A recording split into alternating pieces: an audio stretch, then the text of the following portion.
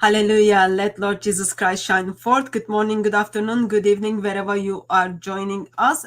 Welcome to another live stream with DCCI Ministries, and have the privilege of having Jay Smith with us all the way from the US. Peace of Christ be with you, Jay. How are you? Well, pretty good now that I see your smiley face. Well, I am the most humble and most smiley person you will ever meet in your life. No, I'm not the most smiley. That's not for sure. For You sure. are, In you many are people, just being racist right now, I'm Jay. not going to argue that, but certainly one of the best on these material and in the material that we're going to be doing today. Yeah, How are you? How are you doing? good, good. We're heading off to do a lot of traveling starting next week. But this is good that you caught me at this time. Good. You canceled on me other day. Yes, I had to because my researcher found some new material, which I'm going to introduce today. Thank you. Thank you for being available for me. So I am struggling from my side with the sound issues. Those of you who are joining us in the chat, it's good to have you. Can you be kind enough and then just confirm that sound is okay right now? I've been pretty much stressed about it and I don't know how to fix it. So we will see if it's gonna make through the live stream. So while I was talking with you a few weeks ago, Jay, you brought into my attention that we were talking about whether Muhammad is exist or not. You brought into my attention that one of the Muslim missionary put up a video to simply debunk you. I wanted to watch it, and then I asked you to do a stream with me to kind of respond what he's saying. If I understood correctly, overall he was debunking you and Al-Fadi simply saying Muhammad was exist because Hadith says so. And today I just thought you just jump in and then kind of help us to see what he's saying and if there is any truth in it. Overall, let me ask you a very basic question. Do you think Muhammad was exist? Well, the question you're asking is, did the Muhammad of Islam exist? That Yeah. Muhammad never existed. There were many Muhammads, yes. There are quite a few Muhammads. And as you're seeing from the news material we're just putting up in the last few weeks, Muhammad, that word is not written, it didn't exist in a written form in the 7th century. Because in order to have Muhammad, you have to have 3 vowels. There were no vowels. So the Muhammad, take the vowels out and you get Muhammad. That Muhammad did exist. And we have lots of reference to him. And what we have found about that Muhammad, the Muhammad, is pretty exciting. But that's not for this time. That's not for here, because we're going to go into a whole nother area. And that is, what about the Muhammad, the one you're asking about? What about the Muhammad of Islam? What about the Muhammad? And I'm emphasizing that because that requires 3 vowels, the Dhamma and the Fatha and the Fatha. What about that Muhammad? Where does he come from? So if he didn't exist, what do we know about this Muhammad, and what are Muslims dependent on concerning this Muhammad? The Muhammad supposedly that lived in a place called Mecca and was the one that received a book called the Quran between 610 and 632, that 22-year period. That Muhammad, that person, we just find out that there is hardly anything on him. In fact, you're going to see after today that everything we know about that Muhammad, the Muhammad of Islam, let's just call him the Muhammad of Islam, did not even come from the periods that I have been quoting for years, that you have been quoting for years. Okay, you are going so fast.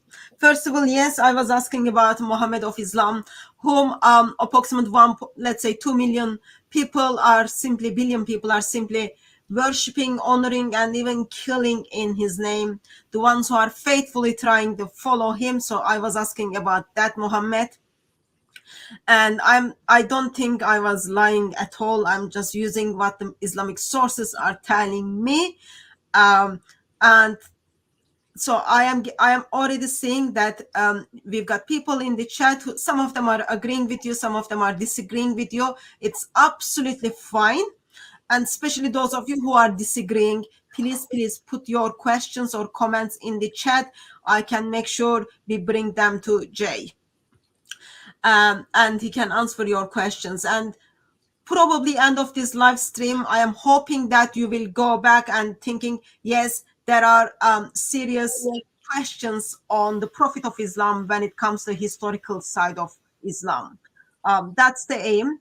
So we are going to watch a clip from Farid response, and I think it was clip is altogether 8 minutes 55 seconds, if I remember correctly. And if everything goes well, if God is gracious to us, because I am having some sound issues from my side for the video. Hopefully you will hear the video.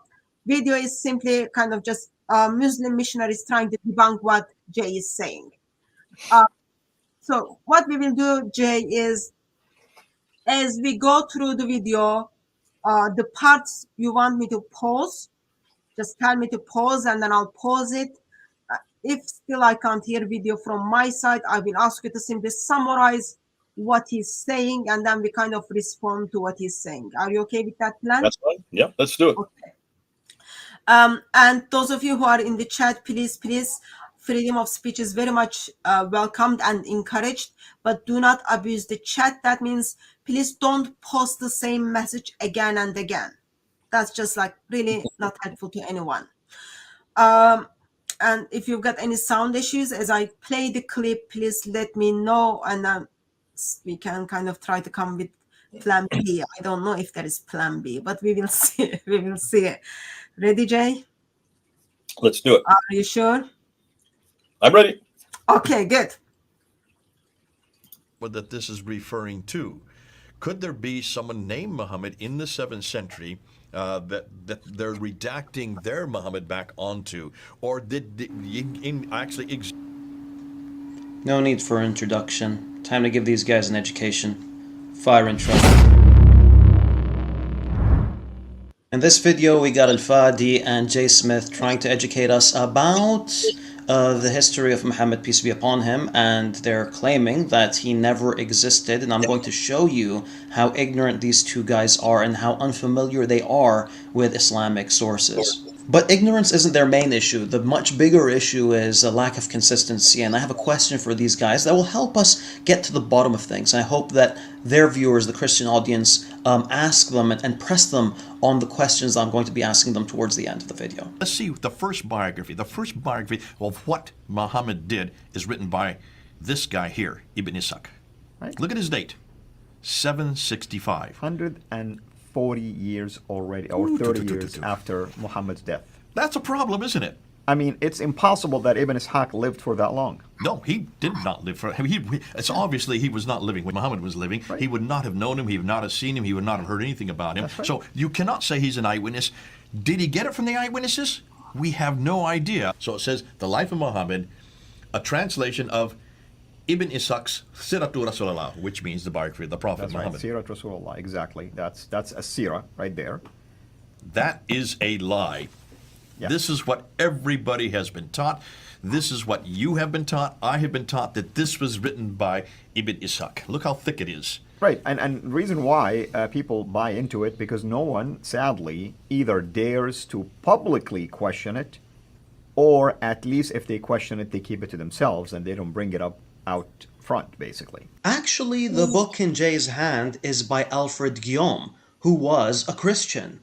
So when Al-Fadi's saying nobody dares to publicly question it, he's being absolutely silly and he's trying to play into this whole conspiracy idea. The reason why Guillaume refers to the book as The Life of Muhammad by Muhammad bin Ishaq, it's because it's a reconstruction of the original. It's not only based on the rendition by Ibn Hisham. Allow me to explain. Ibn Ishaq wrote a Okay, I'm gonna stop there because I have no idea what he was saying so far, Jay. Yeah, let me just say, basically what I can't hear anything from this side. So if you kind of simply summarize what is happening, and then I'll try to figure out from this side if there is anything I can do. but the others can hear it. They've written that they can hear it. Okay. Yeah, but I don't know if he's talking about like how he makes his cup of tea, or if he's talking about Ibn Ishaq. I have no idea what he's talking about. So He's talking about this book here. So what he's saying, and he's quoting me, and that's fair. That's no problem there. He's quoting me. He's taking what I said on quite a few years ago. I'm not sure when I did that particular episode, and he's saying that everything we know about Muhammad comes from this guy here, Ibn Ishaq. This one here, Ibn Ishaq, and I put up on the screen there the date for Ibn Ishaq. He dies in 765, so mid-8th century. And I'm ready to confront that now. And what I do say is, no, when you open these pages, when you look at the introduction, it's very clear that this does not come from Ibn Ishaq. It actually comes from Ibn Hisham via one of his students, one of the students of Ibn Ishaq, al-Bukhari. And now there are 3 students, and he's going to go into that and talk about 3 students that come from Ibn Ishaq. One is called Yunus, one is called al-Bukhari, and the other one is called Salama. And he's going to put a graph there showing that these are the 3 that get it from Ibn Ishaq. And Ibn Hisham, who's now in the 9th century, who dies in 833, possibly in the last 20 years of his life, gets it from al-Bukhari. So he's saying Jay's got it wrong there, which is, listen, that's in the introduction, so there's no reason for me to repeat that. So of course I'm not saying that. I'm saying that the earliest extant manuscript that we have is Ibn Hisham, because we don't have Yunus, we don't have al-Bukhari, we don't have Salama, we don't have any of those. We just have attributions. You're familiar with what we mean by attributions. Someone has said that they got it from there, but there's nothing there to show for it. Now, in some ways, he's opening up a huge can of worms here, which he doesn't realize he's doing. He's already admitting that this is coming from much later. So that's the first admission. And here's the difficulty. You can attribute all you want. You can claim that something comes from another person or another place, and you can claim that this is something that you're taking verbatim and you're writing out. But even Ibn Hisham says that he throws out much of what he didn't like and retained that which he liked. So you can make these claims, but the difficulty is this. Why is it we don't have Ibn Ishaq's original manuscript? Remember, look and see where we are. We're in the caliphal courts. We're in Ibn Ishaq is during the Abbasid period. They come to power in 749, let's say 750. So mid-8th century, they now take the headquarters from Damascus and bring it way down to Baghdad. And so this is their first biographer who writes down the prophet's own life. So you're in the caliphal courts. That means you're not writing on papyrus. You're writing on parchment or vellum, right? You're writing on the best writing material available. Where is it? We're only talking about 1400 years ago. So we don't have anything from Ibn Ishaq. That's the first problem. Now he's admitting that. But we're talking about 130 years after Muhammad. We have nothing written down. And this is just the first guy to write it down. Certainly, if he is given that responsibility by the caliph, why can't we find his original manuscript? So, obviously, his students write what they hear, and they write it down, and then they either recite it or give it to Ibn Hisham, who then writes it down sometime in the 9th century. So we're talking about another 70 years later, it's finally written down. Who is Ibn Hisham? He is commissioned by the caliph at that time in the 9th century to write it down. Now, this is therefore what we see in this book. I'm now up to this book, right? And Farid now is going to really complain, right, left, and center. And what he's going to do next is, he says, Jay doesn't know what he's talking about. I'm just reading what's right here in the introduction. I'm not even going beyond what this book claims. That's as far as I've gotten, and he's already complaining with me.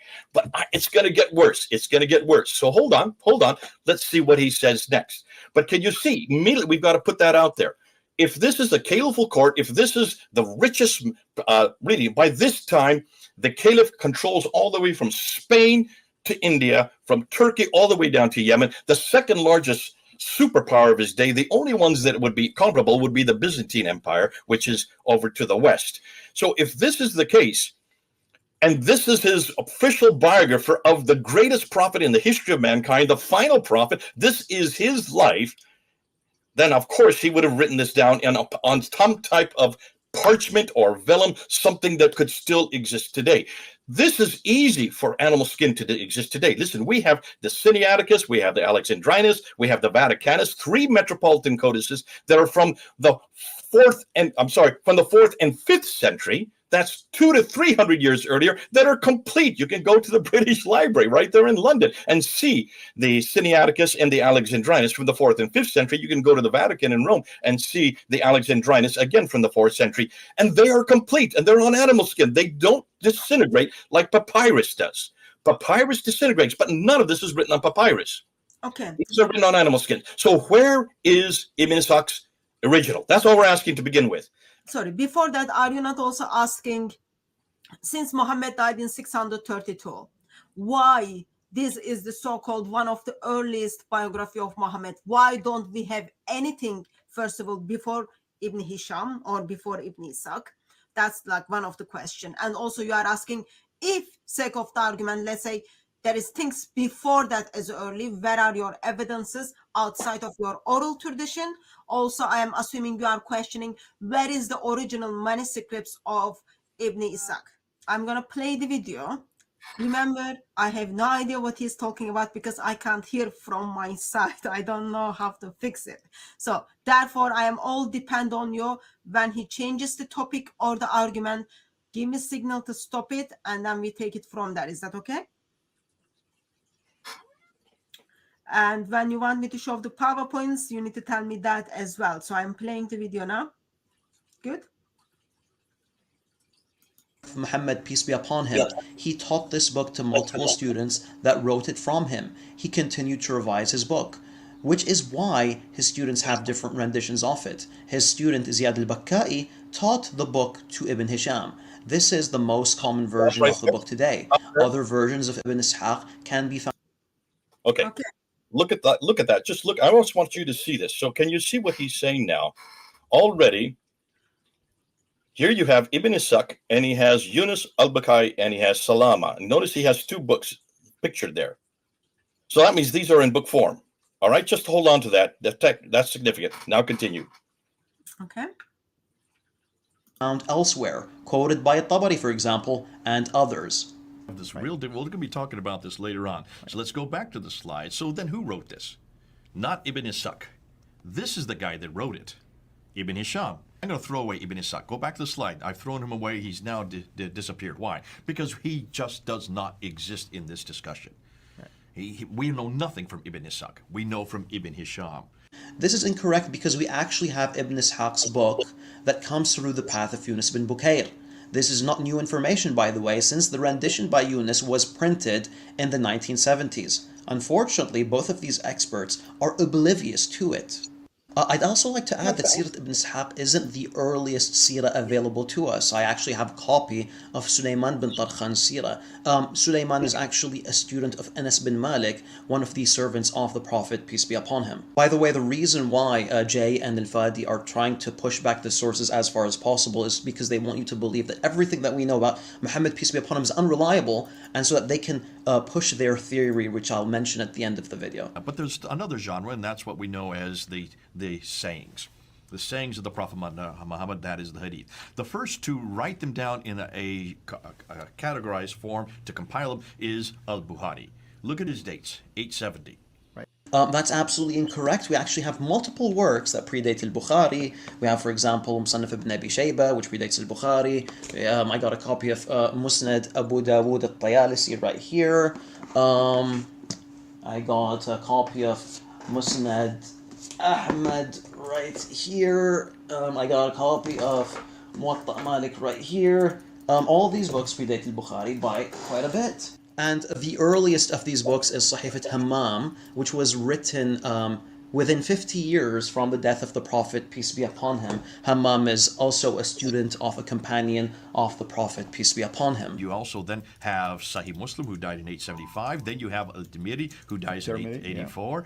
Then you have Ibn Majah, who dies in 887, followed by Abu Dawud, who dies in 899, and then Al-Nisai. I should let you read their names because my Arabic is desecrated. No problem. Al-Nisai. So these are the... I love how Jay asks Al-Fadi to help him pronounce one of the names, and ironically, Al-Fadi gets it wrong.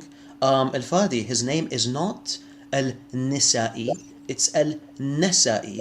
Al-Nisai is a section in which your good friend David buys his clothes from.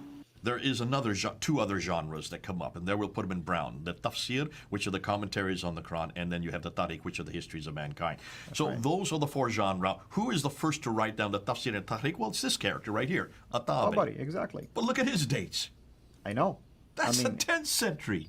As usual, Jay is ignorant about books of tafsir, and we have classical tafasir that predate Tabari by quite a while, like Tafsir Abdul Razzaq. I got here a copy of Tafsir ibn Jurayj, which predates Tafsir Tabari by over 150 years. By the way, Al-Fadi, since you are not correcting Jay in regards to these basics, I have to assume that you are as ignorant as him. Let's move on to another criticism made by these guys. Okay, I'm gonna pause here for a bit because like we've done over 6 minutes. So what do we have so far, Jay, here? Okay, and this is what I said he's going to do. He's going to start pulling back all these different copies off of his shelf. Now, notice he doesn't really stay on them. He doesn't show us, nor does he open up one page to say when they were actually written. That's what he's claiming, that they were written by so-and-so. He says, you have the Muwatta ibn Malik. He says that is, and he goes through a whole list of those that are written all before Sahih Bukhari. Muwatta, Sahifa Hamman B, Munabbih talks about the Musnad ibn Hanbal, the Musnaf Abdul Razzaq, the Musnad al-Tayalisi, and also Abi Shaybah. These are ones he just throws out there. And you're kind of swimming to hear all, and then he puts up a quick graph showing where they are on a timeline, but he puts it up for just 1 second. Hugely important. Why do you think he just put it up for 1 second? Because he didn't want us to really look at it and really focus on it, because that's what we need. And so I grabbed that, and now what I'm going to do is I'm going to go to the PowerPoint, because I'm going to show you that all of these names that he put up there, including Ibn Dawud, Nisai, Ibn Majah, Jami al-Tirmidhi. He also talked about the Muslim and Sahih Bukhari, and then he also mentioned al-Tabari. All of these, he are saying, there are writers that do the same type of genre that predate these classical traditional writers that we've been quoting. And the classical traditional writers that we've always quoted are from the 9th and 10th century. And he's saying these all predate the 9th and 10th century, especially what he called the Sahaba and the TABI'UN. Now, he didn't call it the TABI'UN, but that's what they're known in the classical form. These are the companions of the Prophet and the second generation.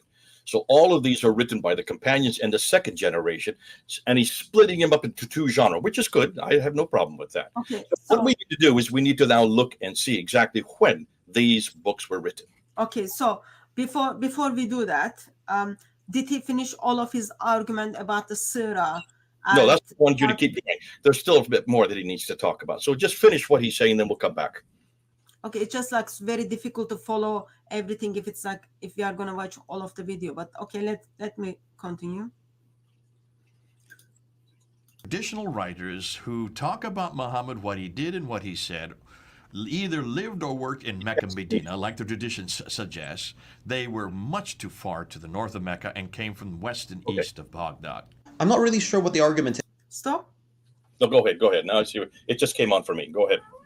Okay. Here, Jay is speaking about authors of these works being originally from faraway places, or that they're being written in faraway places, in order to suggest that these works are not reliable. It just doesn't really make much sense, since a historian that's taking information from another source doesn't need to be at the original place of an event. Either way, all of these scholars ultimately go to Al-Hijaz, and they take hadiths from areas like Mecca and Medina there, so I'm not really sure where they're going with this point. But let's go ahead and let's just unpack what he's done here. And this is the major part of his criticism. So let's go ahead and let's bring up the PowerPoint. And I'd like you to start with, go to slide number, since I can't control it, I want you to start with slide number 10. Okay.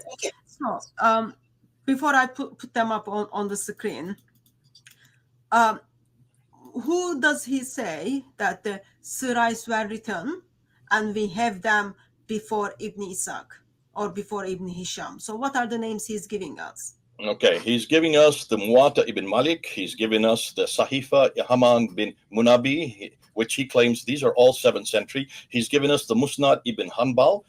He's also put up there the Musanaf Abdul Razzaq, the Musnad al-Tayalisi, and the Abi Shaybah. Those are the 5 he puts up there. So okay, I'm going to. They're all before Ibn Ishaq, according. They're all 7th and 8th century, so they're all before 9th century. Okay. You say slide number 7th century, and these are what is known as, some of them are known as the Sahaba, which would be the companions of the Prophet, and the others are the TABI'UN, which would be the second generation. Now, obviously, there's one like Abi Shaybah, who is actually 8th century, so that's a little later. But most of these are saying, what he's trying to say is, Jay, you're using much later material from the 9th and 10th century. I want to use the stuff from the 7th century. Now, I'm going to do 2 things here. because there is a reason why almost all the Muslim scholars and Western scholars today go to the traditional writers. They don't go to Ibn Malik or Munabbih or Hanbal or Razzaq or Tayalisi or Shaybah. And there's a reason for that. And that is none of them are complete, and they're bits of pieces here and there. And there's nothing in a compilation that they can look at. And also, there is just so much doubt as to what their dates are. There's nothing more than names given to them. However, we have actually run down every one of these, and we have found the earliest dates for the earliest manuscripts. That's what I want to get at. We're going to show you. You can attribute all you want. You've got to go to the earliest manuscript that exists today that we can look at to know when actually this was written down and attributed to someone named that, yes. But where is the earliest extant manuscript? But before that, I want you to put up, look at slide number 10, if you wouldn't mind, because that's the one that I'm now going to take what he's saying. This is Farid's, these are Farid's own quotes. So I'm going to look at each one he said. He's talking about in fact, to go to the slide before that, let's go to the slide before that, number 9. And this is the one with the SIRA. Now he's saying that the SIRA, since it's the first thing to come up, it's the earliest that most scholars use, and that because it's written by Ibn Ishaq, though rewritten and compiled by Ibn Hisham from the 9th century. This is by far the earliest of all the classical 4 traditions. The SIRA is the earliest. And he claims that this is, even Hisham, he would claim that these are 9th century. That's what's the claim in that book that's there on the right. Here's the problem. Alfred Guillaume is took the book that was written in German and translated into English. That's all Alfred Guillaume does. So forget about Alfred Guillaume. He's the one that took it, put it in English, and made an awful lot of money on it. The man who really is responsible for that book called The Life of Muhammad, this book right here that I have in my hand, is not Alfred Guillaume, and it's certainly not Ibn Hisham. That's what I want to get at. And this is what Farid is not talking about, because he may not know this. This book, this huge compilation that we're looking at, that's been attributed to Ibn Hisham, attributed to what's his name? I'm going to get his name right. Al-Bukhari, attributed to Ibn Ishaq. Bukhari, and then Ibn Hisham, those 3, none of this comes from them. So where does this come from? This huge tome that we all use. It comes from this gentleman that you see on the screen here. His name is Heinrich Ferdinand Wustenfeld, a German scholar who between 1858 and 1860 in Germany took going to 4 different German cities. Let me repeat that. German cities, going into the libraries of those German cities and grabbing as many different bits of stories in Arabic. These are all Arabic stories. He's an Arabist himself. He put together what he considered to be the life of Muhammad, the SIRA of Muhammad. And then he published it in 1860, attributing this to Ibn Hisham. So he puts it back to a man named Ibn Hisham. Not one word that we see in this book comes from Ibn Hisham. It was created 160 years ago by that German scholar. So therefore, the man who Muslims are dependent on to know who their prophet is, to know what he did, is an elderly German linguist who wrote Muhammad's story 160 years ago, that 1,000 years too late. Now, I don't know if Fadi's aware of that. He may not. Nonetheless, Muslims need to answer that, because where is this Ibn Hisham's extant manuscript? Okay, show it to me. Jay, let me ask a question. Let me ask a quick question. So if I understood correctly, you are saying Wustenfeld in 1800s visited different libraries in Germany, compiled the biography of Muhammad or the writings about Muhammad, and then put together a book, and then its current version is just simply translation of that book. Is that correct? Did I understand? That's what we're looking, and that's what everybody uses today in all your schools to know what Muhammad did. Sorry, Wustenfeld didn't have one manuscript which kind of summarized everything, but he had to go to the libraries, search, and compile something together, correct? Exactly. Okay. So a little bit from this library, a little bit from this library. Now, the next question is, where did these libraries get these Arabic stories from? That no one has bothered to do yet. No one has looked to see. And when I talked to Dr. Robert Kerr, who is the one that really has been introducing this from the INADA group there in Germany, now this man reads and writes 10 languages. He is has a chair of department there in Saarland University in Saarbrücken, where he teaches all in German. He also has a chair in Brussels University where he teaches everything in French. This man who I've been working with, he is the one that said, you know, no one's even bothered to ask that question that you're asking. Because what I really want to know is where are all these scraps? They're still there today, folks. Why haven't Muslims gone through these scraps that are in these German libraries? And why haven't they attributed them back, found where they come from? Where are the extant manuscripts from which they're derived? They're just bits and pieces that he put together to make a cohesive story, so we knew who this Muhammad was. What we're finding is that there are others who have done it. In 1967, Fuad Sezgin did much the same thing, but not from German universities. He went to Morocco and grabbed material that he found in Morocco. So what we need to do now is look at Sezgin's biography that he put together in 1967, that's in the last century, and compare it with Wistenfeld's biography that he compiled in the 1860s. So because of that, you can see there's an awful lot of work we need to do, but none of these come from someone named Ibn Hisham. Okay. Let's go to the next slide. You start to see what we're doing. So go to the next slide. And here is what Farid's trying to say. So he's trying to say that on the left, look on the left side. Notice on the left side, you have all the supposed 9th century and what we call the 9th and 10th century traditional writers. This is the standard Islamic narrative that we're always quoting. You've quoted it, I've quoted it, everybody quotes it. These are the 4 genres of what we know as the SIRA, the Hadith, the TAFSIR, and the Tahrir. But this is now the Hadith. These are the Hadith, the sayings, not the biography now. We're now going to the sayings, the Hadith. And when you look at the Hadith, we know that there are 6 major compilations, and the names are all well known: Ibn Abu Dawud, An-Nasai, Ibn Majah, Jami' al-Tirmidhi, Sahih Muslim, and Sahih Bukhari. Those are the ones that we have always known, and you've heard me say it, you've said it, Hatun, many times, that these are 9th and 10th century, because we've seen the dates for when these men died, and they were all writing within 30 to 20 years before they died. We have had that wrong. All the way through, we have had that wrong. Look and see when the first extant manuscripts for any of these individuals. So Abu Dawud is not from the 9th century. His first manuscript that is given his name, that's attributed him, is from the 11th century. That's 200 years later. An-Nasai is not from the 9th century. The first extant manuscript we have for An-Nasai is from the 12th century. When you get to Ibn Majah, the first extant manuscript we have for Ibn Majah is from the 13th century. That's 400 years later. Jami' al-Tirmidhi, that is not from the 9th century, but from the 14th century. That's 500 years later. The same with Sahih Muslim. Remember, Sahih Muslim is second only to Sahih Bukhari in importance. And it's by far the one that most Muslims have to use to know how to walk, talk, eat, and drink. That does not come from somebody named Muslim in the 9th century. It was first written down in the 14th century. The earliest extant manuscript we have for Sahih Muslim is not to the 14th century. That's 500 years later. And now we get to the motherlode, the big old Sahih Bukhari. You can't get someone more important than Sahih Bukhari. Why? Because he is really what every Muslim is dependent on. And we've always assumed that before he died in 870, that everything was written within 20 years. Remember, he was the one that was given 600,000 of these stories, these akhbars. And he whittled them down, threw out 98% of it, and brought it down to 7,397. That's the story you've all heard, I've heard. I've always assumed that story was correct.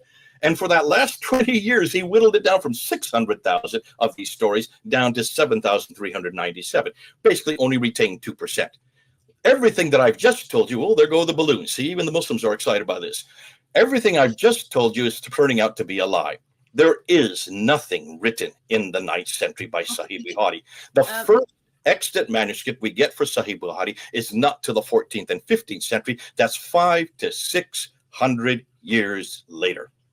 Okay, let me just cut in and then put some informations there. I can't talk on that much with the details for Sahih Muslim, Tirmidhi, Majah, Nasai, and Dawud, because I haven't looked into them deeper. But I remember looking into Sahih Bukhari. Remember, Muslim scholars used to say everything in Sahih Bukhari was Sahih. And then as the time went on, suddenly things in Sahih Bukhari become non-Sahih. So some of the Sahih Bukhari's hadiths were not reliable anymore. So at that stage, I don't know if you were still at the corner or not, we looked into Sahih Bukhari. So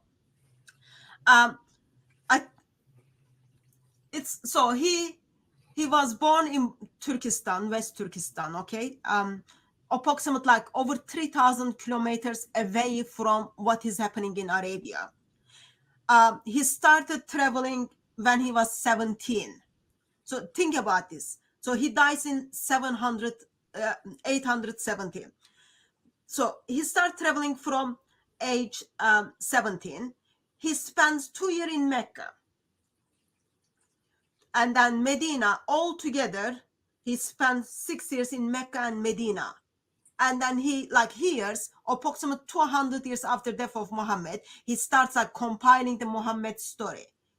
Like that, I find that's like already like miracle, Islamic way of miracling. Within 6 years, he kind of meets with people, travels by animals or by foot, and then collects all the informations by people who never met with Muhammad. By people who never met Muhammad. He goes to Basra, he goes to Baghdad, he goes to Egypt, all that. And those places are very far. You express that he had altogether like over 600,000 hadiths. And then he brought them down to 7,000 something. And the way he made his judgment was simply because he had a dream to kind of identify what is false hadith, what is sahih hadith, what is false, what is true hadith. Through dream, he kind of put that together. I find that's like already suspicion and not reliable at all. And then I've got this map. I'm going to put it on the screen. I don't know if you can see it or not. So all I am trying to add into your information is even when you kind of ignore the history, if you sake of the argument don't care about the history, even traditional account tells us there are certain dodgy things are happening. And they're like pretty dodgy. So look at this mind map. I don't know. It's very small. Sorry about that. So you've got Sahih Bukhari. And then Sahih Bukhari has 4 people who takes his hadith from. Okay. And then from these 4 people, tradition talks about how Muslims were disagreeing, like how these 4 people were disagreeing with one another, how many hadith is there, and what is Sahih or not. Okay. From this 4 hadith, something happens from these 4 people. 3 people's hadith and their completion simply get lost. And then only 1 person survives. Okay. That's the Muhammad al-Farbari. Approximately 250 years after this. Okay. From him, you've got approximately 17 people. Not, sorry, 1, 2, 3, 4, 5, 6, 7, 8, 9 people. From him, you've got 9 people who takes Bukhari. At this stage, Bukhari is already in hell, okay? And then the person who took from Bukhari, Farbari, has 9 to 10 people who is taking from him. And then people are taking from this guy. And then some people have 3 students, some people have 4 students, all that. And then miracle happens, like all those people who are disagreeing with one another, we lost all of their hadith. We don't have them. And only thing what survived was simply something which has been canonized in 1313 after Hijrah. So that's 1800s. Current Sahih Bukhari, even you just go with like traditional account, is pretty much dodgy, and it's been only canonized in 1800s. This is Bukhari or this is SIRA? Because the Bukhari I have. This is just Bukhari. No, this is just Bukhari. Okay. Well, stop and think. Throw this back and forth, Hatun. What you're telling me and what we're finding out is even those 9 different compilations, of which there were differences between them, where are those 9 today in extant manuscripts? Can you show me? Allah knows best. It's not only like where are they from the manuscripts. It like Islamic tradition talks about how Muslims. I'm just looking from the traditional side, and I'm just trying to say like even historical side has like bigger problem, what traditional side has problem as well. Like it talks about, for example, Nafsi had 300 less hadith than other students. Some students had only 200 less hadiths from what Bukhari already compiled. So it talks about they were disagreeing with one another, and then miracle happens. We lose what kind of other people who were disagreeing with one student. So only one student survives out of 4. Yeah. That's like problem by itself. What happened to those? I don't know. Allah knows best. But Islamic tradition tells me they were disagreeing and we don't have them. Okay. Now, getting back to this discussion, what Farid's complaining about is that we're putting the 9th and 10th century is too late for him. We have many more that predate that. So I want you to go to the next slide. Go to the next slide, and I want to show you. Just from the traditional side, even the current Bukhari is from Unini, and that's been canonized in 1895, and we don't have like even full manuscripts that like 7,000 hadith as in manuscript form. So that's even problem. I think you've been very generous when you say, oh, Bukhari is 870 according to tradition, 70 when the Bukhari died, but the canonization of Bukhari in 1895. So that's like, yeah. And let's go back and we're agreed on that. The final canonization. Go to the next slide, and I want to show you what we now know. And this is the difficulty that the Farids of the world don't know. Listen, Farid is not unique. Almost every Muslim scholar that we talk to about this says the same thing Farid is saying, and that is we have much earlier manuscripts. We have much earlier writings. The difficulty in what they won't say is, where are these earlier ones and where are their extant manuscripts? That's what we're looking for, extant manuscripts. And at the very end, I'll say why this is important. This is what we call textual criticism. Textual criticism and codicology and paleography demand that you always go to the earliest manuscript because the one that then becomes the standard. Now, you call it canonization, but the one that is used to create that canon, in this case for al-Bukhari, is much, much later. So now go to the next slide, and there you see, take a look and you notice all the ones that I have in green and blue there on the left. Those are the ones we have been quoting all the time. We've been quoting them, have we not? And they're kind of small there, but this is al-Bukhari. You can see the dates. The dates are quite simple. Al-Bukhari, Ibn Majah, Sahih Muslim, Tirmidhi, Dawud, and also Nisai. Those are. Can I just add something on that? We are using these sources because this is what Muslims told us. Yeah. Until like we kind of dig into it and then explored what it means. But like you are gently forced what Muslims are telling you to just follow. Now that in and of itself is already difficult.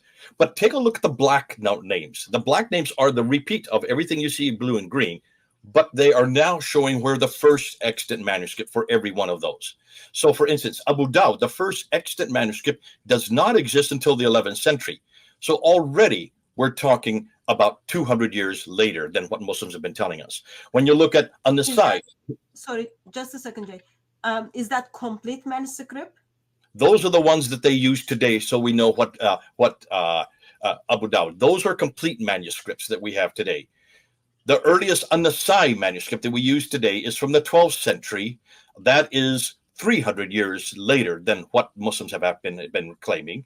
The one for Ibn Majah is 13th century. That's 400 years later. And then the ones for Tirmidhi, Muslim, and Bukhari are 14th and 15th century. Those are 500 to 600 years later. So this whole thing that Farid's trying to get out is saying these are earlier and we've got even earlier ones. That's a lie. This is all a lie.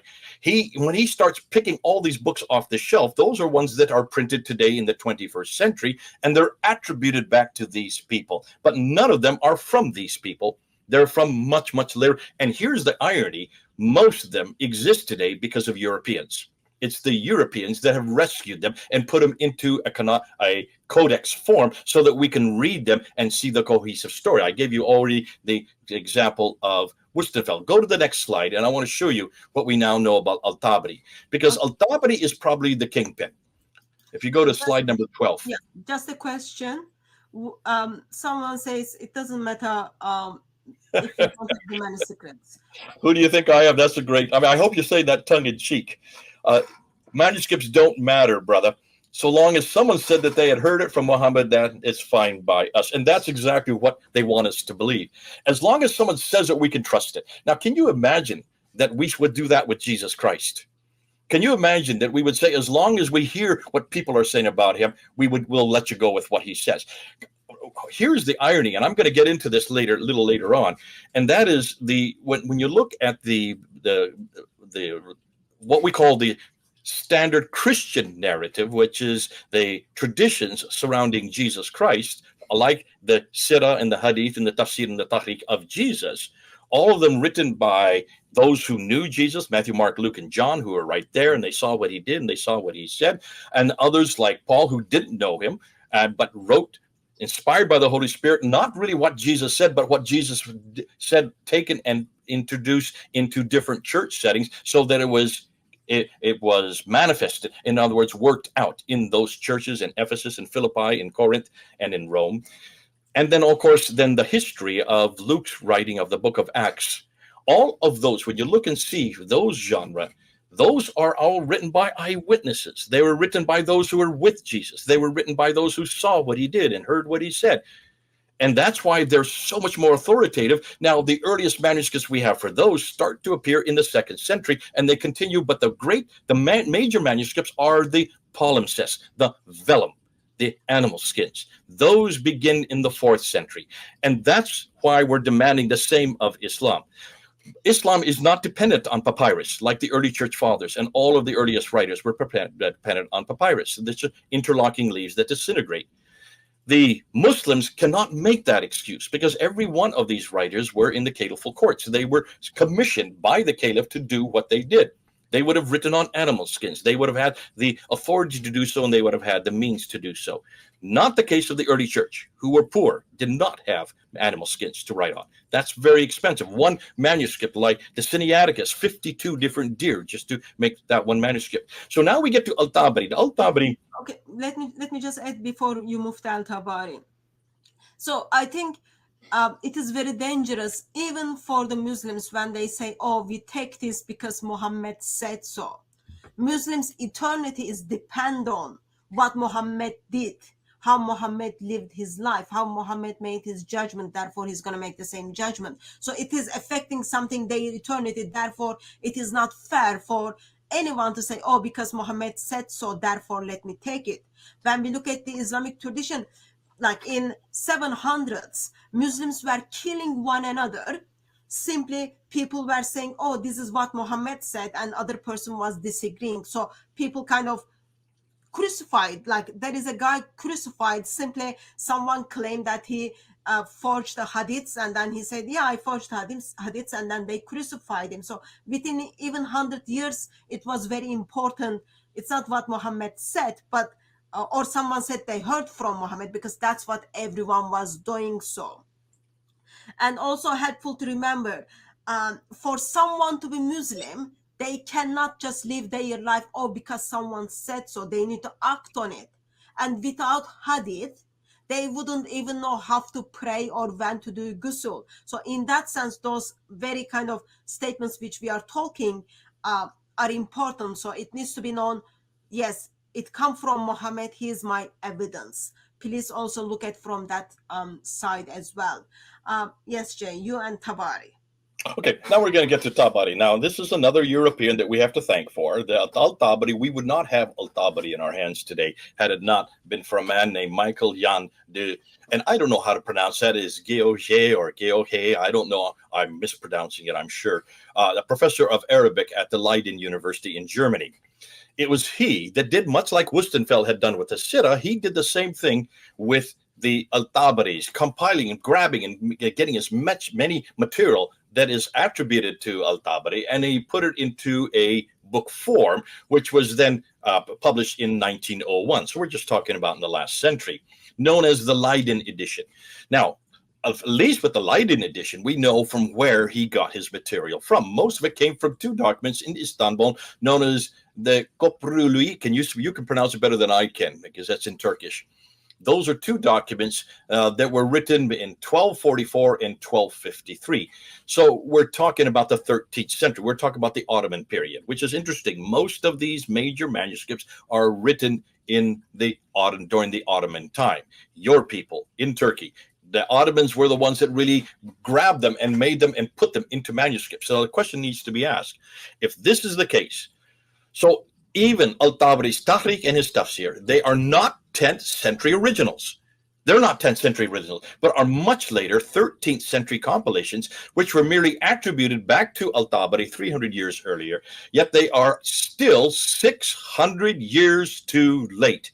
What's more, it took a German scholar to compile them 1,200 years later. Where are the Muslims here? Why hadn't they compiled it? And why is it that the Germans had to do it for them in the 1800s? Obviously, the Muslims don't really consider this to be that important. Today, they now consider it to be important. And now they're publishing it and they're putting it, and that's why Farid can put them off his shelf. But no one's looking and seeing when every one of these things he quoted, when they were actually written. So the Tabari, the al-Tabari, that gives us almost all the stories of how Islam began. He is the one that has the greatest compilation, really come from the 13th century, well, but put together in the 19th and 20th century. That's concerning. But first, I guess one of the questions also is, why do they need at the first place for tafsir? Why do they need at the first place his writings? And Tabari is known, as you expressed, like giant of Islam, yet we don't have his writings, and then people later decided to pull things together. You want the answer? If you would like to share it, why not? During the Ottoman period, all of these debates were happening as to who was going to take power, from what family was the authority going to come from who, how are you going to walk, talk, eat, drink, sleep? How are you going to do that? And in order to do that, you need to have the prophet as your example. So you start writing back and putting it onto the prophet's life, and you start attributing it to the prophet Muhammad. But what you do is you have a guy like a guy named al-Tabari who then compiles all of these contradictory stories. And that's what al-Tabari is known for. He's known for a lot of contradictory stories. And he puts it up there and he says, now you decide which one you want to do, which gives ability for any ruler or anybody who has authority or have power. It says, well, Muhammad did it, therefore I can do it. Or Muhammad did this, therefore I can do it. Or the Sahaba did it, and since they were following Muhammad, since they saw what he did and heard what he said, we can do it. That gives authority to almost every one of their pronouncement, and gives authority to almost how they want to create Islam. And it's created in Islam's image, but from documents that were first created in the 13th century, not the 10th century. So that's the difficulty. And even then, you can see it was not compiled until the 19th and 20th century, which to me is absolutely befuddling if it is that important. But before we go on, and I need to be careful of my time, I want to now go back to the Sahaba themselves. So go to the next slide. Now here is the Sahaba, and remember, this is what Farid really was excited about. He was excited about these guys: the Muwatta ibn Malik, the Sahifa of Hamman bin Munabbih, the Musnad of Ibn Hanbal, the Musnaf of Abdul Razzaq, the Musnad of al-Tayalisi, and he kept on pulling them off. I have it here. I have it here. I have Malik. I have Munabbih. I have here Hanbal. I have here Razzaq, and he put them up real quickly so that we wouldn't really take a look at. And he says, "See, Jay, these are all from the time of the Prophet himself. These are the Sahaba. These are the companions, and then some are the TABI'UN, like Abi Shaybah. These are ones that come a little later, but they know it from the Sabi'un, the Sahafa." So here's the crazy thing. You look at that and say, wow, that's true. These guys really were there. They were just like Matthew, Mark, Luke, and John. They were there witnessing what Muhammad did. They were there witnessing what Muhammad said. These all predate Bukhari, these all predate Tirmidhi, these predate Hisham, these all predate al-Tabari. We don't have to use these. We can go to these guys. And that's what Farid was trying to get at. He was saying, look, we have so much more than what you're giving us credit for. Without asking, hold on a minute, where's the earliest manuscript? Where is the earliest extant manuscript for any one of these six? Take a look and see where they are. The first one is the Muwatta ibn Malik. That doesn't even begin to appear until the 9th century. That's 200 years later. And then the other ones, like Sahifa Hamman bin Munabbih, does not appear to the 12th century. The other four, That's the Musnad ibn Hanbal, the Musnaf Abdul Razzaq, the Musnaf al-Tayalisi, and the Abi Shaybah do not appear until the 13th century. That is, folks, that is, in this case, 700 years to the 13th century. You can see we're talking about 600 to 700 years much later. 600, let's say 600 years later. All of these are anywhere from 200 to 600 years too late. And nobody questioned him. In fact, my researcher, Dr. Pat Andrews, said, I'm the first one that's doing this. You're actually going to be the first one on the internet to actually expose this. And this is true. What we're doing here, Hatun, we're the first to actually expose it. No one has done what we have just said. No one actually looked at the extant manuscripts. And see, the reason why this is important for me, Hatun, let's go ahead and take the slide down. Okay, let me just add a couple of things already what is on the slide. So Robert Spencer was talking about it other day. For example, Shafiat Hamman bin Munabbih, the second blue person on your list. Farid was saying, for example, this was written within 50 years after death of Muhammad, but this guy was like born 715, so he was born like almost 720 or something. So he born like almost 80 years after death of Muhammad, so it can't be written. And then who was Bukhara? On this list here? Yeah. So like the informations which Farid is kind of putting together the names. Oh yeah, those are all before from the time of Sahaba is all that's not true. Like that's really, really seriously not true, because every one of those. Now, let's don't say he's lying. I don't think he's lying. He's just not aware of this. No one has put this up on the internet before. No one's bothered to do what we've just done today. No, this is the first anybody's seen this. I don't know if you have a book in your hand, and if you are kind of saying, okay, you've got to read this book because this book is debunking you, I am assuming you already looked into book and you already know what you are saying. So if you are saying, oh, this guy is from within 50 years from death of Muhammad, he was not even born. So that's like simply false information. I'm not sure if I can say, oh, he just didn't know. I think he's intentionally misguiding. But whatever the case, I'm not going to say that. What I will say this is let's look at the conclusions here. Every Muslim scholar, and I would say Western scholars, have all believed that the stories surrounding Muhammad's life were written by those who were actually there. The Sahaba, they talk about the Sahaba. Those are some of the names you see on the screen. Or the TABI'UN, that's the first and second generation from the prophets, thus by eyewitnesses. Yet we now find out that they were all written by others over 200 to 600 years later and simply redacted back to the 7th and 8th centuries. Thus, I would suggest they are all fraudulent. None of them are true.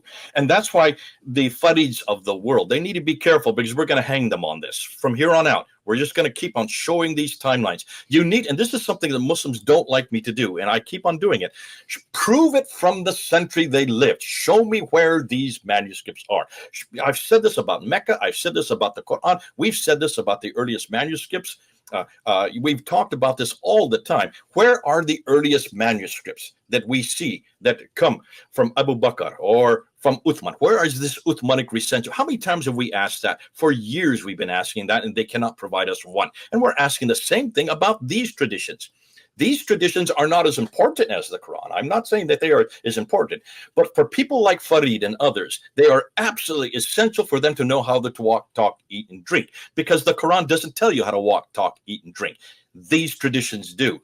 And they've all been attributed back to the Sahaba and the TABI'UN and these traditional writers like Hisham and Bukhari, Sahih Muslim, Tirmidhi, and all the others, and especially Tabari. They've all been attributed them so that Muslims today can feel confident that they're acting like Muhammad acted, that they're saying what Muhammad said, that they're doing what their greatest model, the greatest model in mankind, their model has done. And that's why they're absolutely dependent that these do come from that man in that place at that time doing and saying those things. And we're just shutting this down today.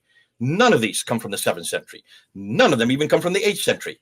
They only begin to appear in the 9th century, and that's the Muwatta ibn Malik. And then they start to appear in the 11th, 12th, 13th, 14th, up until the 15th century. And most of them are not even written down until the 18th century, proving that almost everything Muslims are dependent on, how to walk, talk, eat, and drink, is not at all from the Umayyad period. It's possibly one or two bits and pieces from the Abbasid period, but the majority of everything that they're dependent on is from the Ottoman period, from 1299 and later. That's why much of Islam, as I used to say, it was an Abbasidan branch, and I'm going to have to start saying much of Islam, the Islam we know today, including the Muhammad we know today, that's what we start out with, is more than likely much more of an Ottoman edifice, and what the Ottomans wanted us to believe, than even what the Abbasids, or dare we say, the Umayyads, who most of which who were Christian to begin with. Can I ask a practical question? I have one more thing before we do this. I want to go to the next slide, because I'm going to show you why this is taking place, why this is happening. Go to slide number 14. Now, here's the caution. Be careful. Christians, don't start triumphalizing, say, oh, wait, this is exactly what we've been waiting for. Yay, now we really got the Muslims. No, be careful, be careful. We've got much the same problem. We have many of the same things going on in Christianity. That's why we're aware of this. Remember, the Christians have done this before. We have the Gnostic Gospels. There's the 52 Gospels that are found in Nag Hammadi in Egypt, written in Coptic, purporting to tell stories of Jesus' childhood. Yet they were all written in the 4th century and redacted back to the 1st century. Yes, we know about this. These were found in the pits, the garbage dumps known as Oxyrhynchus. The most exciting of them is called the Gospel of Thomas. Muslims love this one, and also the Gospel of Judas, which were written around the 2nd century, but are attributed back to authors to have written by the disciples themselves of Jesus. And then, of course, the most notorious one is the Gospel of Barnabas, also the favorite of the Muslims. But it was written in 1634, but was attributed to the companion of Paul in the 1st century. So what's going on here? These are Gnostic writings. These are apocryphal writings. These are sectarian writings, all of them written by individuals in the 2nd, 3rd, 4th, all the way up until the 17th century. They were all written in order to give a credibility and authority for their works. So this practice of redactions and attributions is common in every religion. We see it in Christianity, but here's the difference. Here's the difference. The difference is that while the later Muslim traditions are all considered authoritative for Muslims today, the later Christian traditions that I'm just referring to, that's the Gospel of Thomas, Gospel of Judas, Gospel of Barnabas, they are all considered fraudulent and never used by the church. We don't use them because they are so late. So we have done our job for them. We're way ahead of the Muslims. We already know which are fraudulent and which are authentic. We already know what to throw away and not to follow. Look at the Gospel of Thomas and look what it says about Jesus. He has him killing people. That's not our Jesus. Look at the Gospel of Barnabas. He's a Muslim. No, maybe in the 7th century, whoever wrote that in Spain thought he was a Muslim, but that is the 7th century. That's why we reject it. We don't accept any of them because they don't follow what the Gospels say. They completely reject what the Gospels say. They go against what the Gospels say. And that's why the early church never accepted them, but they were all written so late anyways. That's why we don't accept them. Here, interestingly, every Muslim is accepting the latest material. Okay, They're so accepting what's the new reason, and not going to the originals. okay, the reason Gospel of Thomas or Gospel of Barnabas is not identified as Gospel because they are written very, very late and it contains mistakes in it. For example, Gospel of Barnabas calls Muhammad Messiah. All those, like, we can look what it is written and then we can say, not when I say we, like scholars can look into it, what it is written, and then they can say, what was this? Is this something from the 1st century? Can this be from the author which is claimed to be coming from? And the answers are no, because Thomas did not write the so-called Gospel of Thomas. Barnabas did not write the Gospel of Barnabas, and that's not the disciple which people are kind of assuming. So we can look at informations that mention in it and then confirm if that is from the 1st century, who were eyewitness to life of Jesus, or who kind of lived in the 1st century. That's the kind of criteria. But when we look at the Islamic tradition, what we see is like places, people, are they mentioned where they exist in 7th century? No. And No. then the question is, no, they were not. Therefore, we are saying it is written and reductant back to 7th century. That's kind of the concerning issue here. And that's why, as Christians, we are aware of this problem. We know it better than anybody else because we have been confronted with the sectarian writings. We have been confronted with the Gnostic writings. We have been confronted with the Gospel of Thomas. And that's why people, there are so many writers up there who would like the Gospel of Thomas to be the authoritative one. But their problem is it's written too late to be authoritative. So if that is the case with us as Christians, we not only have the right, but we have the responsibility to then demand the same of Islam and demand the same of the Upanishads or the Bhagavad Gita or the Vedas of Hinduism. We must do the same thing. We do this with the Books of Mormon. We do this with the Jehovah's Witnesses. We do this with the Granth Sahib of the Sikhs. We demand of all of these religions, whenever they have any writings that they claim are historically sound, we demand to prove that. You have to do a textual criticism of them. You have to do a looking at paleography of them. You need to look at all the criteria that shows that those documents were written in that time by that person in that place. In this case, what we have seen is that every one of these traditions that the Muslims are absolutely dependent on are not written in the 7th century. They're not even written in the 8th century. They only begin to appear in the 9th century, written by totally other individuals whose names are not on their documents. Their names are given to give credibility to them, just like the Gnostic Gospels. The Gospel of Thomas is given a name of one of the disciples of Jesus, Barnabas, the companion of Paul, to give authority to it, but had nothing to do with Thomas, had nothing to do with Barnabas. In the same way, these have nothing to do with Hisham or Al Bukhari or Sahih Muslim or Ibn Tirmidhi or Tabari. These are nothing more than fictional books that are written so that the rulers and the people of that time who were writing them, many of them in the Ottoman period, to give authority to either a thing they want to happen or a new pronouncement or a new law that was being introduced. In order to give authority to that law or what is happening, they have to trace it back to one of the Sahaba, one of the TABI'UN, one of those who actually knew Muhammad. That's how you get authority. But they are as fraudulent as you can get. And that's why Muslims, be careful. Don't just start picking books off your shelf and say, see, I've got this. See, I've got this. Look and see where that book came from and where is the first extant manuscript.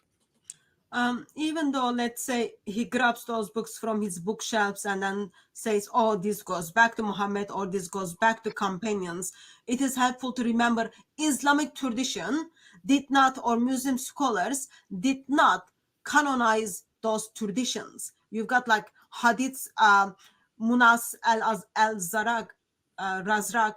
It has like over 20,000 hadiths apparently, and they are not being chosen. They are not being canonized if they still survived. So there are like, yes, people so-called, according to tradition, people so-called wrote them, but still they were not canonized, or something happened. They disagreed with Bukhari or something. They didn't make into the Islamic tradition. Even like in one of your slides, you were talking about, I can't remember if it was slide or something. You were talking about Hanbal. Yeah, so even in this one, for example, remember when we kind of bring stories from Musnad ibn Hanbal, Muslims would simply discredit it. It's same with the Ibn Malik, like when we brought that, they, oh no, we want Sahih Bukhari, we want Sahih Bukhari. So what is the reason, do you think, now they want to go to these different names and they kind of simply put Bukhari under the bus? I think an awful lot of it has to do with what you want to use this person for. There is material that Hanbal says that was much more much more legalistic, and that's why they wanted to go something that was not as legalistic. So you always quote Bukhari, and you say Bukhari is the more authoritative. Now, what's interesting is Hanbal was first written down in the 13th century. Bukhari doesn't get written down to the 14th and 15th century. So these discussions that you're having about are coming post 15th century. And I would suggest that these are all Ottoman discussions. Well, thank you for pointing out how Ottomans contribute to the world of Islam. Unfortunately, these are your people. Let's end with the slide number 17. Here are the conclusions, and we can just conclude here. Now, I don't really need to read these. You can see the remit was to investigate everything Muslims know, everything they follow concerning their Prophet Muhammad. Your question at the very beginning was, did he even exist? I would suggest no, he didn't exist. Not the Muhammad of Islam, not the Muhammad that Muslims not worship. They don't worship him, but the ones that they follow as their paradigm, as their model. It's obvious that everything that they are dependent on, this book, this man, and this place, are dependent. They are also dependent on the traditions, which give them and unpack what the book, the man, and the place say. Now, we have always assumed, Hatun, and you've said this, I've said it, we've done it in many of our broadcasts, that these are 9th and 10th century. That's bad enough because that's 200 to 300 years later. What we're now seeing, we can no longer say that. They're not 9th and 10th century. Just the Muwatta begins in the 9th century, which is just fragments of the Muwatta. We don't even have the full Muwatta. But they already don't begin in the 11th, 12th, 13th, 14th, 15th century. And then, of course, were then compiled in the 1800s, about the 19th century, by mostly Europeans. So it's this that we need to start pushing into our talks, in our discussions. So when Muslims come back on us, you can go ahead and put that slide down, and just the two of us talking now. When Muslims respond to this, and they will say, we can trust it, just like that individual that said, as long as Muslims say it, I believe it. We no longer believe them. This is, I think they've called wolf too many times. And to be fair, they've not seen what we have just shown today. This is going to be new for an awful lot of Muslims. And I don't know. I don't have people who are watching. I don't hear their comments. Is anybody coming back with a response? Do you see any response? Because I'd like to see what Muslims, how they will respond to this.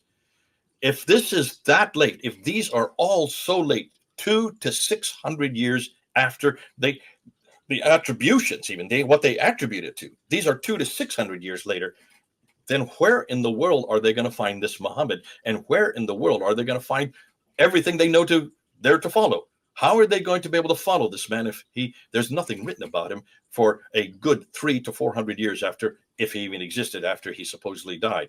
Can you then understand, how would we do that with Jesus Christ? Can you imagine what we're saying as a comparison? If we were dependent for Jesus, what the Muslims are dependent for Muhammad, we would know nothing about Jesus until the 4th century. Matthew, Mark, Luke, and John would all be writing possibly in the 3rd and 4th century. They would all be living in what is today Turkey, hundreds of miles away up in the north. None of them would be there in Jerusalem or in Nazareth or in Bethlehem or where Jesus grew up and lived. None of them would live that far south. They'd be way up hundreds of miles to the north, and they would be writing hundreds, 300 to 400 to 800 years, 8th century, after Jesus Christ. How in the world would we defend Jesus? Thank God we have all kinds of references to Jesus, even outside our traditions. And thank God we don't have to depend for the 4th, 5th, 6th, and up until the 8th century to even show who he was or what he says. We have people that were actually there, that actually were eyewitnesses. Farid brings up a comment, and he says, we as Muslims, we even know what Muhammad did. We know that he ate chickens. See how specific we know? Whereas you Christians, you can't even prove that Jesus claimed to be God. What a comparison. I laughed when I heard that. I said, now, can you prove that Muhammad ate chickens? Can you even prove that Muhammad ate anything?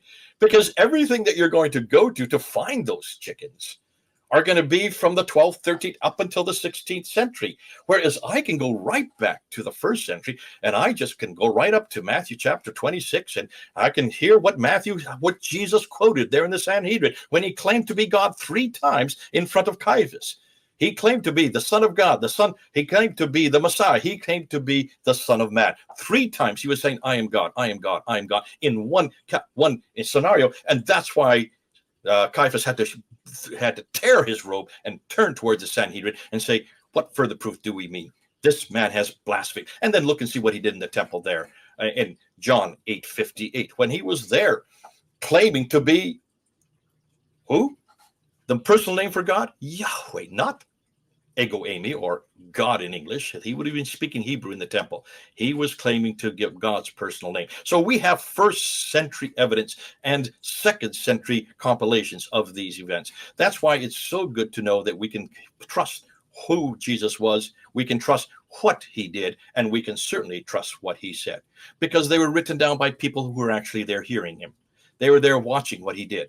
And that's why we can trust what we know about this person, Jesus Christ. I'm so glad I don't have to defend Muhammad now. I'm so glad I don't have to defend the man that you asked and started this whole episode out, and that is do you really saying that Muhammad didn't exist? Until a Muslim can show me any material from the 7th century, an extant manuscript that I can put my hands in and can look at, that's written on by a caliph named Abu Bakr or Uthman or Ali or anybody of Umar, any of these caliphs, anything that was written at that time of people that actually saw this man and actually heard what he said, unless they can show me something from that century. Because look, we're not talking about the 1st century, we're talking about the 7th century. The 7th century, we're talking about the caliph. We're not talking about poor Christians who didn't have manuscripts or didn't have vellum. We're talking about the caliphs themselves. Abu Bakr, Umar, Uthman, and Ali. These were caliphs. They had all the means to write this down and keep it in material that we could see today. Not one of those manuscripts exists. There. That's why it's now the onus is over to the Muslims. Okay, I've got a couple of questions. What are the sources, if there is any, from 7th century and 8th century talks about Muslims and talks about Islam? None. Those two words don't exist in the 7th century in any written form that we can. Now, this is coming from the German school, and this is why I love Dr. Robert Kerr. He is the one that says, Jay, you cannot find the word Muslim or the word Islam in the 7th century. They only start to appear during the Abbasid period in the 8th century. Okay, but we don't have any, there is no any non-Muslim sources talking about Islam or Muslims, correct? No, and look and see what they claim. There are 5 references that they do give, these Arabs. They call themselves Hagarines. That means the line of Hagar. They call themselves Ishmaelites. That means through Ishmael to Hagar. They call themselves Muhajiruns. Now, that could be either people on Exodus, but most scholars believe that is the people of Hagar like Hagarines. They call themselves Muhajiruns. Hajir again, the people who are in plural form, masculine plural, for people of Hagar. And then they are called by others Saracids. No reference to Muslims. Those are the 5 things they call them, even as far as the 8th century, when you have John of Damascus referring to them as Saracids. He doesn't call them Muslims at all either. Isn't that interesting? He calls them Ishmaelites. And look at his greatest work, the heresy of the Ishmaelites. He doesn't say the heresy of the Muslims. He says the Ishmaelites. Read the books in their century, and you will see there were no Muslims that early. Okay. My next question is it possible that Ibn Ishaq's work could have been destroyed by the Mongols in 1300s, 13th century? What then? If you're going to say that, then almost everything has been destroyed by the Mongols, but show me one reference. And remember, this material was all over the Muslim world by the 13th century. By 13th century, it should have been everywhere. It should not have just been in the centers of power in Mecca and Medina. So you are saying Muslims were in power, they were controlling things. Well, not only that, the Mongols didn't control the entire Muslim world. So there have been thousands of manuscripts that would, this whole thing about Mongols destroying everything in 1258. What did the Mongols destroy? Now, if anything, they would have probably gone after the Quran itself. But why is it we can find manuscripts from the Quran from the 8th, 9th, and 10th century? And this is long before the 13th century. So they would have destroyed the earliest manuscripts of the Quran. But here again, we don't see any reference to this like we have for the Bible. Look at the Bible, the Edict of Diocletian in 300 AD, where they destroyed thousands upon thousands of Bibles, burned them. That happened before the Council of Nicaea, and that's why when Constantine came, he commissioned those 50 manuscripts to be created in the 4th century. So we have reference of that. There's all kinds of references of the Romans destroying Bibles. Okay, Muslims have Quranic manuscripts from 8th century, though. Next question is: so if Muhammad didn't exist, how and why do we have the Sunni and Shia split? Yeah, and that has an awful lot to do. This is Robert Spencer answered this really good when you asked him this question, and that is, what do you do with the Sunni Shia? That's nothing more than political gain. This is a argument that's a political argument as to who inherits the mantle of the Prophet. The Prophet has been chosen, and the Persians are very clear that they wanted to make sure that they are the ones that gain the power because they claim to be in the line of the Prophet. Those are the Shiites. The Arabs, the other Arabs say, no, it has to be anybody from the ulema. The ulema would be the scholars. So that's why this is a political argument that was probably happening during the Abbasid period, moving into the Ottoman period. And so that's why this is a much later, but here's another example of exactly what we're saying. This is a much later political argument that is redacted back and put into al-Bukhari and to also the traditions to show that this existed from the time of Ali. And that's why Ali is the one that is given that mantle. And then of course, Hussein is the one that takes on that mantle. And of course, when he is killed at Karbala, it then goes into secret. So this is a political argument, not a theological argument, that's much later redacted back to give authority to it from the time of the 7th century. How do you prove this huge conspiracy Ottomans are creating sin? I don't have to prove it. I just have to say, can you see? I'm not saying that they consider. I'm not saying at all that that this is a conspiracy they created. I'm saying what I'm saying. Let me get me right. Is that it looks like that most of this material was being created all the way along from the from the Abbasid period. I think it started with the Abbasid period because the Abbasid wanted to eradicate and destroy what the Umayyads had done. They hated the Umayyads, and that's why they moved the capital from Damascus down to Baghdad. Now by that time, there was a prophet. He is the new Muhammad, the third Muhammad. The Jews and the Christians are still waiting for theirs. We have now got the Muhammad. But once you do that, then you've got to give them a backstory. So the backstory starts to be created. Now, that backstory looks like it went through many different irradiations. It was evolving all the way through the centuries. And what tends to happen is when you bring a new irradiation, when you bring a new evolution, you destroy what you're confronting. And once you destroy it, then you bring a new one, and you bring a new one. So finally, during the Ottoman period, you finally have what they wanted, what the Ottomans wanted. And that's why by the 13th, 14th, 15th, 16th century, the al-Bukhari, there may have been someone named al-Bukhari in the 9th century. I cannot say because we don't know. What we know is that what is attributed to him, what is given him, is not from him. It is from the Ottomans, who by the time of they take power in the 13th century, they want their Islam to reflect their needs, their desires, and their aspirations. That's why they keep writing these al-Bukhari and putting his name on it, but then they probably add to it, and that's why we have 9 volumes today. Why is it we shouldn't have just 1 volume? And that's why you have so many differences between Bukhari and Muslim and Ibn Dawud. You have such a derivation, and that's why Tabari is used as a kind of collector of everything, and it's just thrown out there for people to pick and choose what they want. That makes sense if this is something that's evolving over century after century after century. Well, volumes are simply like following different category stuff, but also within. Not only there is a difference between Sahih Bukhari and Sahih Muslim, there are differences within Sahih Bukhari. There are not differences, contradictions within Sahih Bukhari. Absolutely, yeah. And that makes sense. If man is continuing to do it, they don't have the time. They didn't think anybody would actually look and read them and actually show that there are problems with them. Nobody really thought that through as they were doing it. In the same token, if they really believed that the Quran is that great and that important, why didn't they, for heaven's sakes, preserve the original manuscript? Or even one of the 5. Okay, that's easily because you need to keep people within Islam. You don't want them to convert. Therefore, you create an apostasy law. Without. And then you attribute it to Muhammad. Okay. And even Muslim scholars are saying without apostasy law, there wouldn't be any Islam today. So apostasy law is there to protect ideology of Islam. Yusuf Qaradawi, who speaks there at Qatar, he is on Al Jazeera.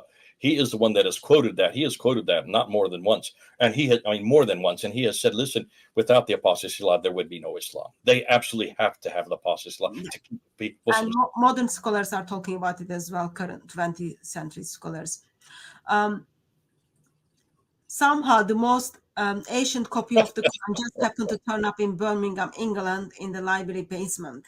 Okay, that's a complete misnomer. Let me just help them with that real quick. The Birmingham Monument, and you could probably do this one, Hatun, as well. So add to it as you see it. Remember, the Birmingham manuscript is only 2 folios, front and back, front and back. It's 2 pages, front and back. And it only has 63 verses in it. There are 6,236 verses in the Quran. So this is not a whole Quran. And it's derived from 3 different surahs, chapter 18, a little bit from chapter 19, and a lot from chapter 20.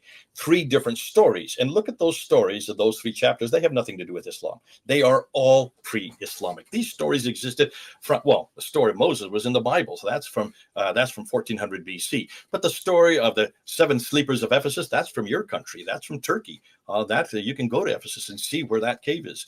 That is from the 2nd century AD and was rewritten in the 6th century AD, and that's why it gets incorporated into Arabic. The other one of the Matthew, I'm just off the top of my head, Sophrastus, that is from about 560 AD. So that is all pre-Islamic, pre-Quranic, and certainly if there was a Muhammad, pre-Muhammad. These are stories that were bouncing around all over the place at that time. So it stands to reason.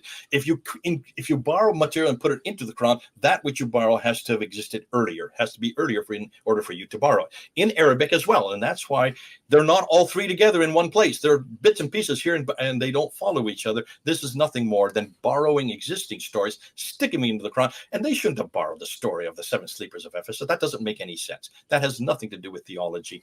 And the story of Moses would have been about the best one for them to borrow. So that's why we can pretty much trace every one of these. Now, notice what I've just done. I've given dates to every one of these stories. I've put them back and shown that we know the date when those written. We know who wrote them. We even know where they were written. They all predate Islam. They were not, they all predate the Quran. They were not written in original form in Arabic. Some were written in Hebrew, like the story of Moses. They were written in Syriac, or they were written in Aramaic.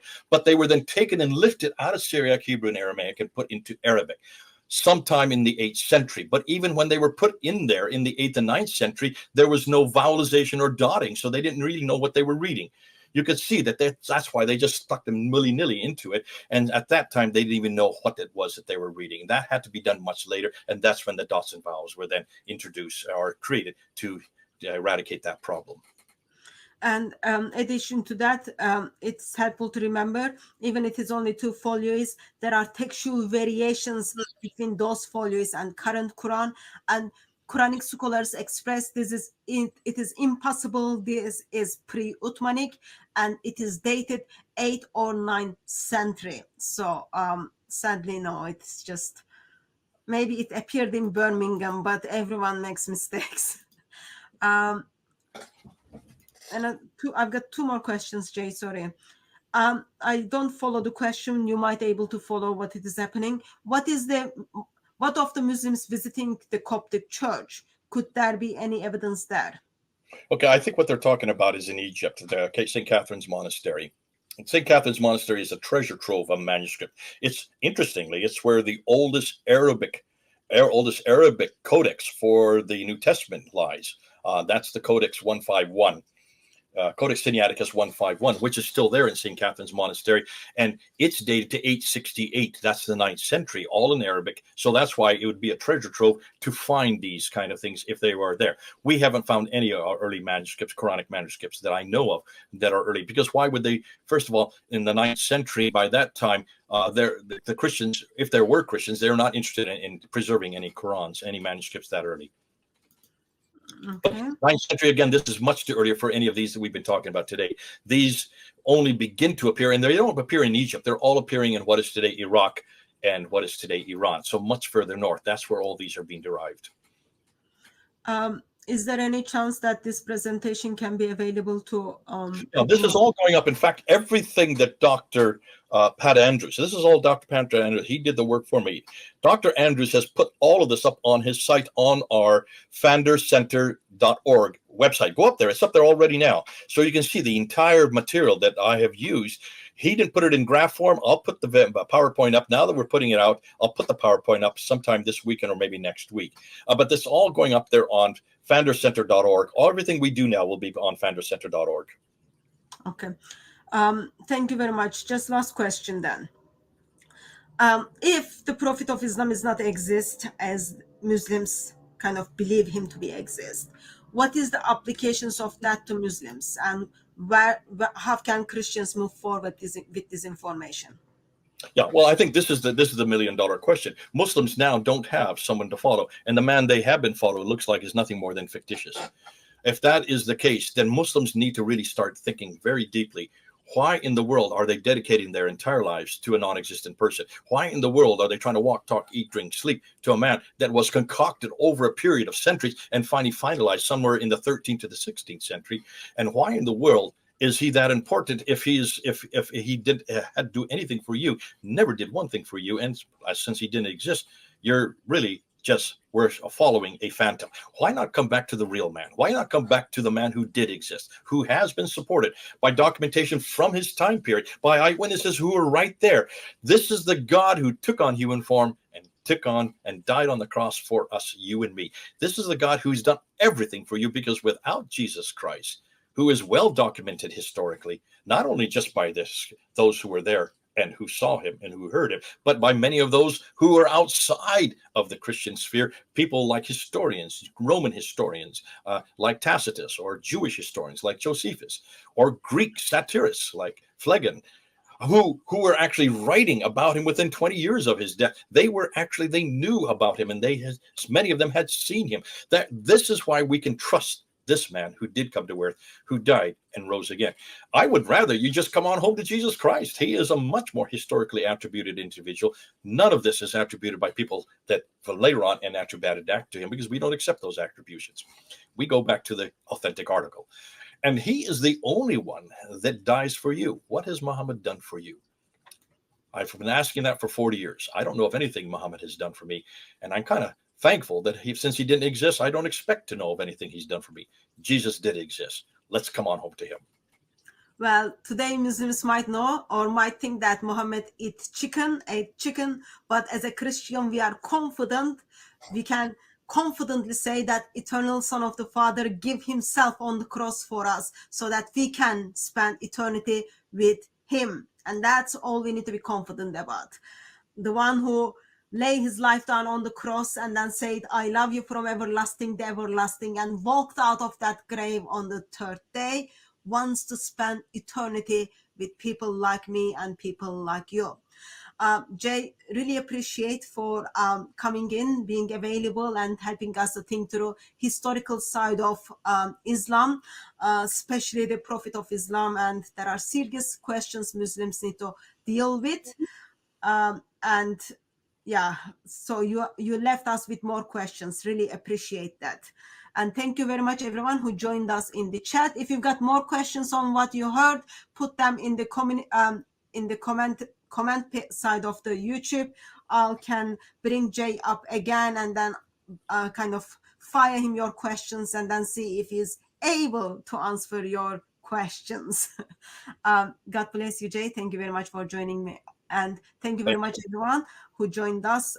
May Christ crucified silently with his love until we see you again. Amen.